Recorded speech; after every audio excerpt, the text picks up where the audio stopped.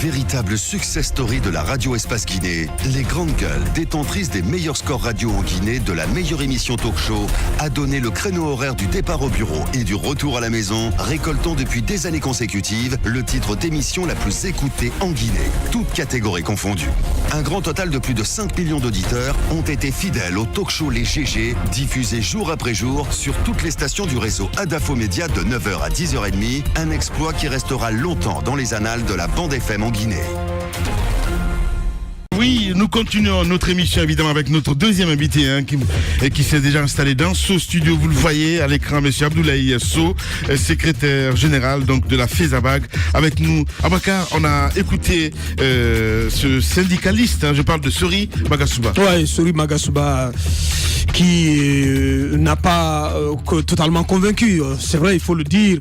Je comprends et je constate que et c'est un fait aujourd'hui au port que les travailleurs veulent aller jusqu'au bout, veulent se battre corps et âme pour faire en sorte que cette convention ne prospère pas. Mais c'est pourquoi quand il a parlé du projet, je l'ai fait comprendre que ce n'est plus un projet. La convention, elle a été signée. Moussa a bien fait de dire que le responsable donc, qui est à l'origine de cette convention, c'est le président de la République. Il a pris sa décision. Récemment, il est venu de Dakar où il a passé ses vacances dans une station balnéaire. Il est venu au vieux port de pêche de Boulbinet pour essayer de défendre son marché, on va dire comme ça. Et il en a profité pour distribuer des bonnets d'âne à ses opposants. Moi, je crois que c'était pas ce qu'il fallait dire. Il y a des problèmes au sein de cette convention. La manière, c'était une sorte de passage en force. Il y a beaucoup de clauses à l'intérieur qui sont décriées. Nous avons eu à nous écharper avec le ministère de la Sécurité. Quand je dis nous, c'est le site Mosaïque Guinée.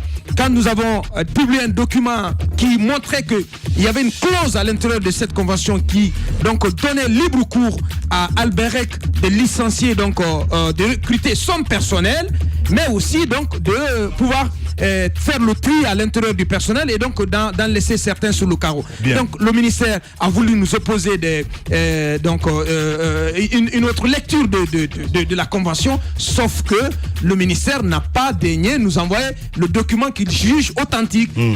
Parce qu'ils ont attaqué le document que nous avons publié en disant que c'était pas un document authentique. Je vous dis qu'il y a 3 versions de cette convention qui circulent. Et heureusement, grâce à Moussa Moïse, nous avons mis main sur la dernière convention, la convention qui a été signée en août, je crois le 8 août, et qui dit même pire, qui prévoit des dispositions pires que ce qui a été indiqué dans les précédentes conventions. Donc je crois que moi je comprends les travailleurs, ils ont vraiment beau jeu de se battre, parce qu'aujourd'hui c'est ce qui fonde même l'essence de leur existence au port, c'est-à-dire leur travail. Merci. Moi, ma responsabilité, je vais la situer, certes, le président de la République, d'accord, mais moi, je vais la situer au niveau des 2 directrices du port autonome de Conakry. Lorsqu'il y a une convention pareille qui vient et qui, ma foi, porte préjudice à l'entité que vous gérez, en tant que responsable, vous devez d'abord, au plus haut niveau, relever les défaillances qui sont au sein de cette convention-là, et au sein de cette convention. Et après, si on ne vous entend pas, eh ben vous jetez l'éponge. Mais vous êtes assis autour de la table. Il y a une qui signe, il y a une qui met le cachet, etc. Tout ça comme si c'était un jeu d'enfant, c'est du théâtre. Et on me parle de 3 différentes conventions qui circulent finalement. Quelle est la bonne? Et on a écouté le ministre du Transport lors de la conférence de presse qui se donnait du mal à expliquer la performance de ce contrat-là, qui dans un langage complètement enlambiqué nous expliquait ce qui n'est pas à expliquer. Roby. Moi, je vais dire encore une fois, si la justice doit se mêler, elle doit se mêler, mais les 2 directrices du port autonome de Conakry sont évidemment attaquables en justice parce qu'elles ont signé un document qui porte préjudice à une entité étatique qui appartient à tous les Guinéens. Allez-y. Voilà. Alors, c'était l'argument, le même argument qu'évoque Aboubacar ce matin. Vous n'avez pas la bonne copie. Même à la conférence de presse, il nous a taxé de ne pas avoir la bonne copie. Ce qu'il ne savait pas, c'est qu'on y avait eu accès et on a même fait des captures à l'intérieur de ce document et on a fait exhibition de ces éléments-là, sauf que, comme vous avez pu le remarquer à la conférence, des contre-vérités ont été racontées, mais vous n'aviez plus, comme ça se passe à des conférences, on n'avait plus la possibilité de rebondir sur cela. Revenons ici, 2 éléments rapidement. Nous apprenons que le mouvement syndical est aujourd'hui a saisi le Bureau international du travail et que prochainement le ministre des Transports pourrait répondre de ce qui est en train de se passer là-bas. Mais ce qu'il y a aujourd'hui, et c'est la dernière chose que je veux dire, Lamine Guirassy a ce qu'on appelle le complexe d'Adam. Le complexe d'Adam, c'est bien simple. Lorsque vous commettez une faute et qu'après vous vous cachez pour ne pas qu'on vous voie, simplement parce que vous êtes gêné à cause de la faute que vous avez commise, eh bien, je vais vous dire, la directrice et son adjointe souffrent aujourd'hui du complexe d'Adam. Ils se cachent, on veut les rencontrer, on veut poser des questions, mais il n'y a personne pour donner des réponses que l'on attend. Allez-y. Ce qui me sidère dans ce contrat du port autonome de Conakry, ce n'est pas qu'une partie a été cédée, mais c'est à qui ça a été cédé. Al-Bayrak, c'est tout sauf un spécialiste du développement portuaire.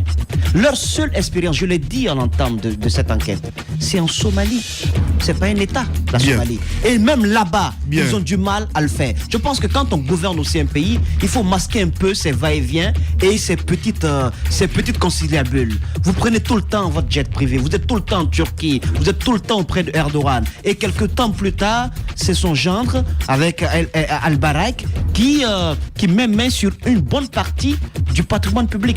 Je pense que c'est assez grave. Al-Bayrak doit tirer les leçons du précédent gestionnaire du port autonome, qui était là. Le contrat peut être résilié n'importe quand lorsqu'il s'est mal ficelé. Non, mais ce que je voudrais dire, peut-être que le peuple de Guinée pourrait fonder son espoir sur le Parlement guinéen, parce que je pense que normalement, cette convention devrait passer à l'Assemblée.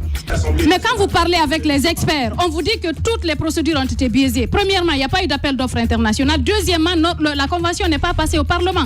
Ça veut dire que même si ce contrat est signé, le président Alpha Condé ne restera pas éternellement au pouvoir. On sait que c'est une convention qui s'échelonne sur une vingtaine d'années, pratiquement 25 ans, près de 30 ans. Ça veut dire que le prochain chef d'État qui viendra remettra en question cette convention. Ça veut dire que nous, la Guinée sera toujours devant les juridictions internationales, en train de payer de l'argent, en train de dépenser, alors que les travailleurs qui sont là défendent quelque chose qui est légitime, leur travail, parce que c'est là qu'ils sont en train de gagner leur vie. Voilà, Madame Hiro. Radio Espace, les grandes gueules. Leur spécialité, c'est la démesure totale. Tant qu'ils ne changeront pas, nous ne changerons pas non plus. Les grandes gueules, à suivre tous les jours sur la radio d'opinion. Radio Espace.